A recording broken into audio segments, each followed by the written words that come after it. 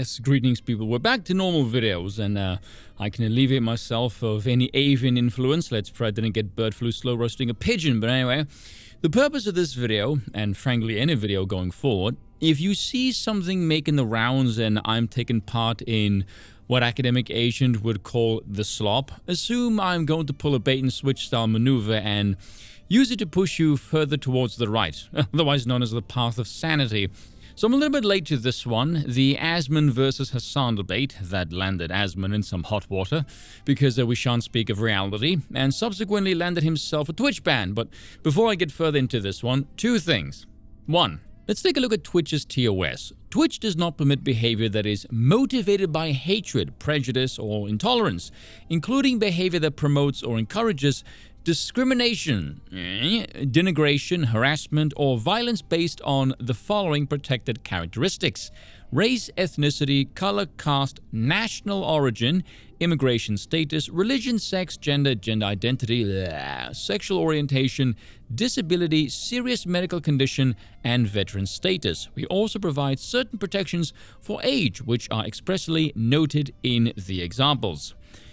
What kind of Orwellian level of tard is this? The only thing not on this list is weight.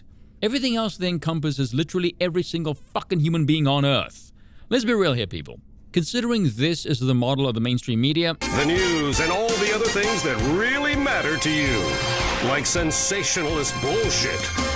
And in the age of tribalism being bad, even though it is completely normal human behavior to favor one's own kin, we know the moment there is any infraction of any kind in today's stupid multicultural world, those protected characteristics will always be invoked whenever the aggressor is male, heterosexual, and European. Why? Because we are the apex, top of the food chain, and the only way they can ever topple us is through poisonous subterfuge.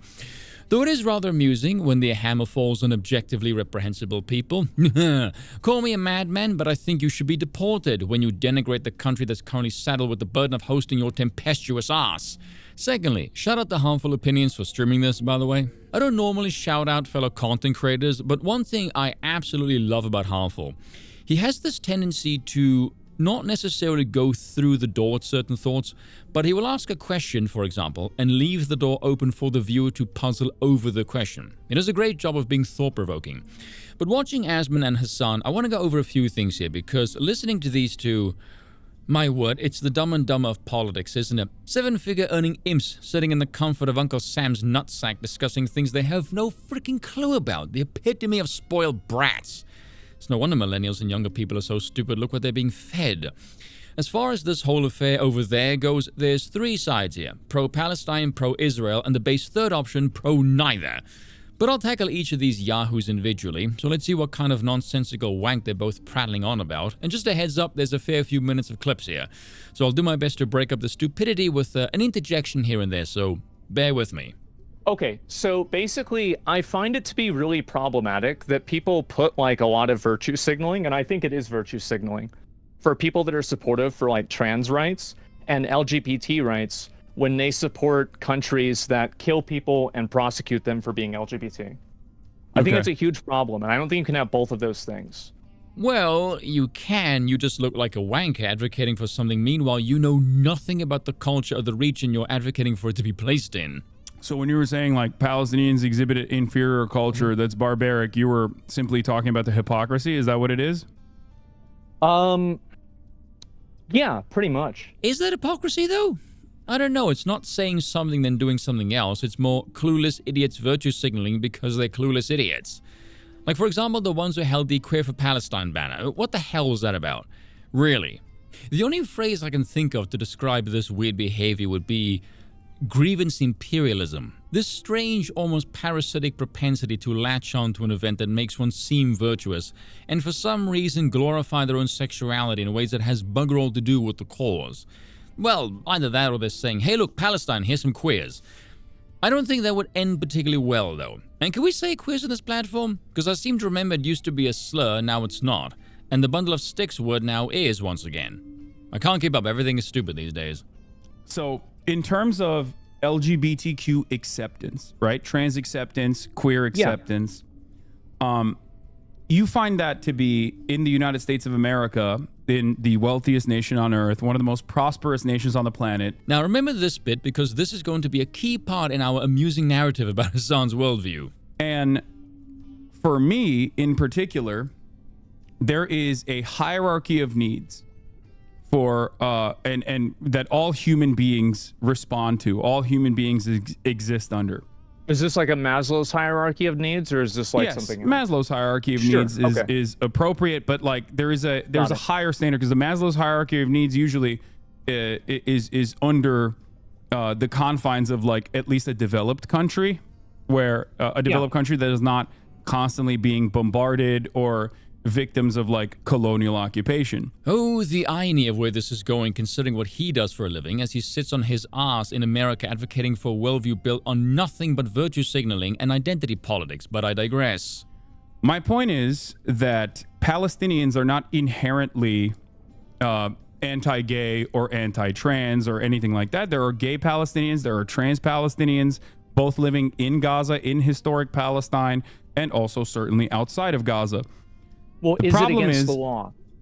The problem is there is no time or space or opportunity for them to engage in queer liberation, let alone, advocate for more representation in their artworks, for example, when they're too busy being bombed and destroyed and killed and ethnically displaced for 76 years under an apartheid regime that is a settler colonial occupation.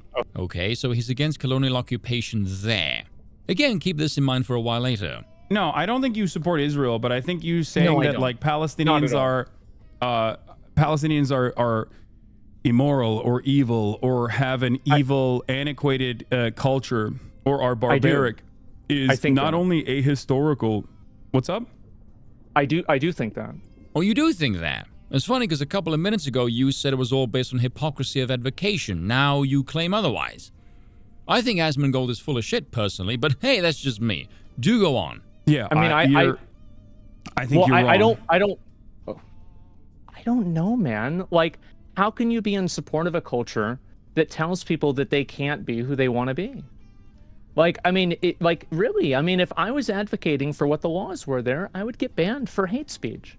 Asmon, I got news for you. Hate speech regulations, especially on that godforsaken site you were banned from, can be forced and is often enforced completely arbitrarily. They exist to be as nebulous as possible precisely for that very reason. So basically the reason why I don't like what they do is because it's based off of a religious theocracy. And so you can look at other religious theocracies in other countries that aren't being bombed, and the one commonality that they have is that they all suppress people's identity and they express their freedom of expression. And I think that any culture and any type of government that is derivative of a religion is fundamentally inferior. I think this is true with any book. It's true with Judaism. It's true with Christianity. It's true with Islam. It's true with Hinduism. I think it's true with anything. And I find it to be very problematic that we're using these books as a guideline for like how to make laws when these books actively encourage killing people for different types of identities. And obviously, like, I understand that there's like a huge spectrum of people that are part of any culture. There's people that are way more progressive, people that are way less progressive. But what I see is that I see countries that have laws that haven't been bombed, right? You look at like Saudi Arabia or like Dubai. A lot of these other countries still have the same types of expressions or same type of restrictions on the expression for LGBT. And I find that to be problematic and inferior. And I think that you could I want to make sure that this is very clear, because like, I don't want you to think that this is something that's like the brown people over there are wrong.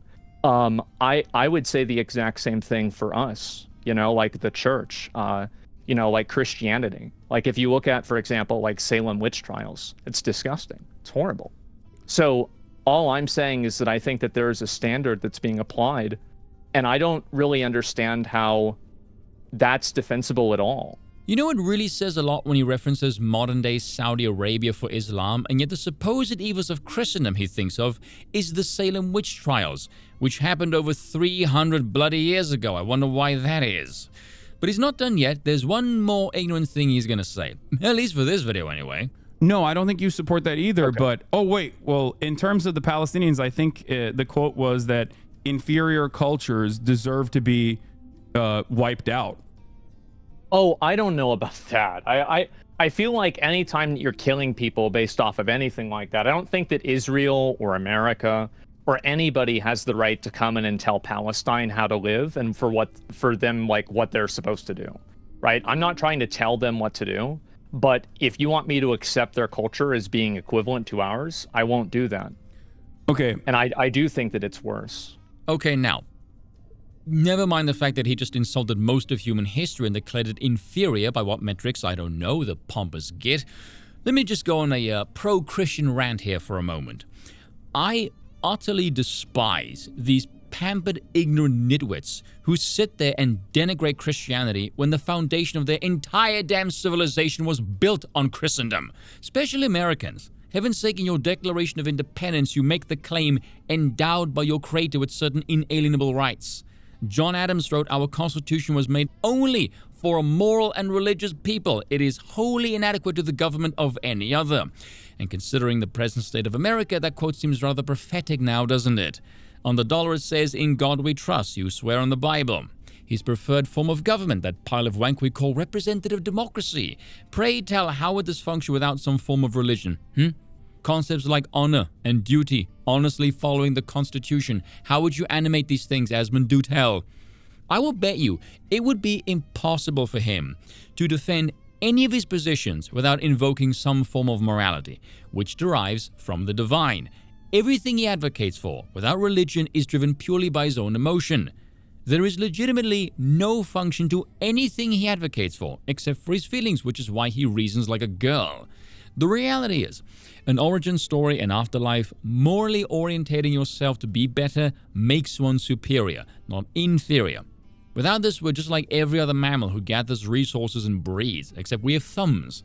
And this notion of inferior or superior, man, there is so much ignorance of human nature in this man's pretentiousness, it's hard for me to pass it all in one go without getting pissed off, but anyway. But like I said previously, they've been tainted by the painting Austrian man to the point where they're synonymous now with genocide, which is stupid and insane. But let me explain what superior and inferior means to people like this. They do or don't do something that we do or don't do, and therefore we're superior. That is legitimately as far as it goes with these people. When he talks about freedom of expression, for example, what the hell does that even mean? As it pertains to what? Belief or action? If I express myself as a thief and steal, can I invoke freedom of expression? I mean, you said you don't like using books to make laws, and the 8th commandment from the Bible is, thou shalt not steal. So by what basis can I not loot with impunity over here? I'm being kind of flippant, but it's a genuine question. Because here's the skinny for you all. Freedom is massively overrated. Nobody wants freedom, believe me. A society that's tolerant is a society with no standards. Men enforce laws and standards. And the more you tolerate, the weaker and more feminine your society is. The less you tolerate, the stronger and more masculine your society is. And only the latter can competently rule a civilization. I will die on that hill, by the way. Freedom is something you get in the wild, in a state of nature. Humans crave structure, order, civilization. Oppression and freedoms by themselves are nonsensical terms. It all depends on what the people actually value. Take, for example, this insane fixation on queer liberation and Skittle Squad representation, whatever the hell that means anyway. Why on earth is this valued? What's its purpose? Harmful had this great analogy, saying Hasan makes queer liberation sound like a tech tree, which was genius, by the way. Hit a certain threshold of material betterment, and then as if by magic you will somehow arrive at gay. How and why is that good or necessary in any capacity? If I look at any society or civilization, how does it replenish and continue? Families, heterosexuality. So hypothetically, if you removed all of the gays, made it a criminal offense, for example, how would your society suffer from this? I mean, the Third Reich was quite a radical departure from Weimar's sexual liberation, and we didn't exactly suffer a scientific setback now, did we? Ask NASA. Because if I'm going by even our own culture, anything non-heterosexual in our entertainment is considered toxic and tanks. We have the financial receipts to prove this as well. It is overwhelmingly rejected by the vast majority of our population, and yet it is forced down upon the people over and over again. We are suffering through a top-down forced attempt at a cultural revolution, which should tell you the notion that politics is downstream from culture is a crock of BS. Culture is downstream from power. People change for 3 reasons and 3 reasons only, folks, and they're all based on some element of force: necessity, social customs, or law. And that's it. Which mathematically means if the overwhelming majority of people reject something, someone is going to abuse power to impose upon the people a forceful cultural change that they don't desire. I am too old for this. I know how this game is played. If it's a minority wanting something, it's, oh, we must think of the marginalized. If it's the majority, it's, oh, the majority has spoken. If, however, it's the minority wanting something that the current elite does not desire, oh, then you're an antiquated bigot. The concept of civil liberties is a joke. The moment anything anti-discrimination is codified into law, it dispossesses me of the ability to discriminate. It is robbing me of the capacity to exercise prejudice because it is imposed upon me. That is not granting somebody else liberty, that's just straight up power projection. And if I'm going by Asmongold, he thinks the people are backwards for rejecting this because he believes in the Whig theory of history, aka everything before him is inferior. They also have this insane belief that through education, all differences between people can be rendered null and void, ironically also a theological concept. Again, these people are clueless, sitting there without any knowledge or experience of the problems of a damn war zone of a different land or culture going, I find it problematic. My word, you sound insufferably arrogant. Shut up.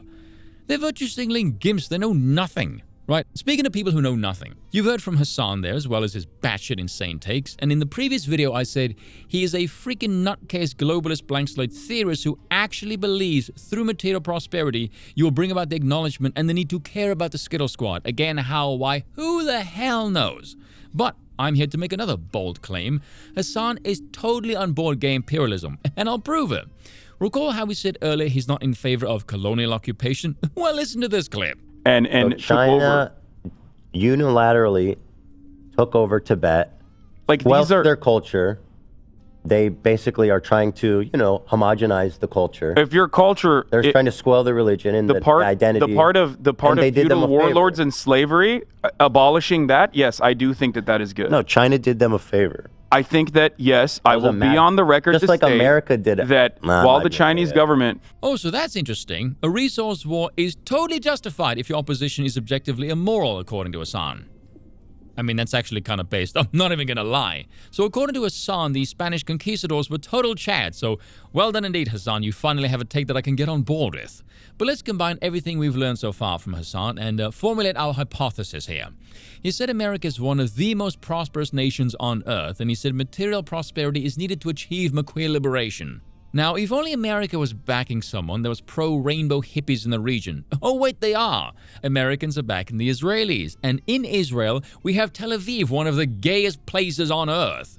So given all of these variables and points of view discussed here, I can find no solid reason why he isn't advocating for Israel fully occupying Palestine, given that Israel carries the very ideology he thinks Palestine should progress towards. All that is needed now is Uncle Sam giving his blessing, with a fistful of dollars in one hand and a rainbow dildo in the other. Cheers for watching, folks, and once again, I apologize for nothing.